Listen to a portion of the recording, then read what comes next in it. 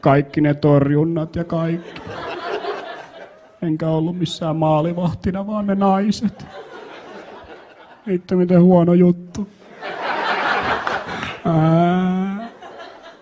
Kesä oli taas aika huono. Ei siinä mitään. Laihduttiko joku? Sillä lailla koittiko?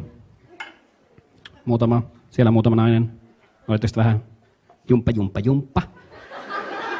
Se on hienoa, täälläkin on semmosia naisia, tässä edessä tämmöiset naiset, jotka on ihan timmissä kunnossa, mutta silti te jumppaatte joka päivä. Joo, koko ajan pitää mennä pumpi. Pari, pumpi. Joo, eikä missään näe mitään hirveässä timmissä. Oikeasti perseen sulle ding. 3 pakaraa vahingossa, en tiedä. Hirveässä kunnossa oikeasti jumppaatte ja kaikki on hienosti ja joka päivä. Sitten voitte olla peili edessä iltapäivässä. Mikä tää on? Mistä tää on tullut? Kato mikä tää on. Mistä tää on tullut? Se on luomi! Rauhoittukaa. Mun pitää olla, mä aina laihdutan edestakaisin. Aina mä huomaan sen puolen vuoden jälkeen, että läskillä on vapaus valita, mihin se tulee. Tässäkin koko vartalossa olisi 190 senttiä tilaa valita, niin voisi tulla ihan mihin vaan, perseeseen, jalkoihin, käsivarsiin, ei. Tänne näin. Kuka se tänne tulee? Ja toinen paikka on tää leuan alla. Mikä tää on? Täällä, kattokaa, täällä on tämmönen hetula. Tsiikatkaa, kato. Can you feel the beat?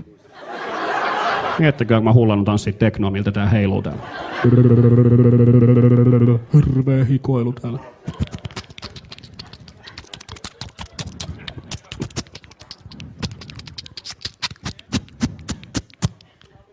Älä kiihotu.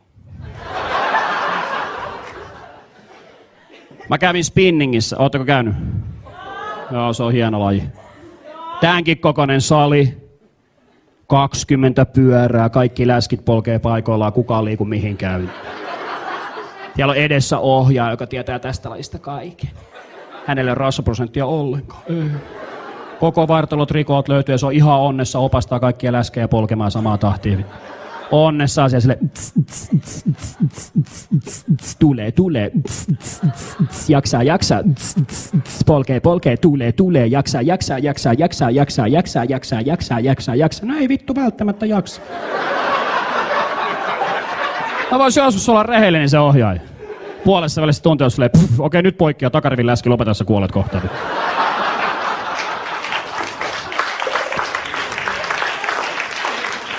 Ei, kun jaksaa. Ja spinning kengät pitää olla. Kyllä, niillä pystyy paremmin polkemaan ja niihin polkimiin kiinni. Mä kokeilin, mä olin 4,5 tuntia siellä salilla. Ei lähtenyt irti. Tunti vaihtui, ohjaaja vaihtui, minä pysyin takarivissä. Ja enkä vahingossakaan pyytänyt apua, koska on suomalainen. Tunnin jälkeen, jos on tullut hikeä, niin pyörä pitää pyyhkiä. Painosanalla jos. Tämä 104 kiloa pistää pyörän päälle poppimaan tunniksi, semmoista saimaata ei ole näkynyt. Ennen tuntia siinä pyörän sivussa luki spinning bike. Lopputunnissa luki spikke. Mut se on hyvä laji. Mä suosittelen miehille, menkää. No, takarivi. 20 naista polkee edessä paikalla. 40 pakaraa.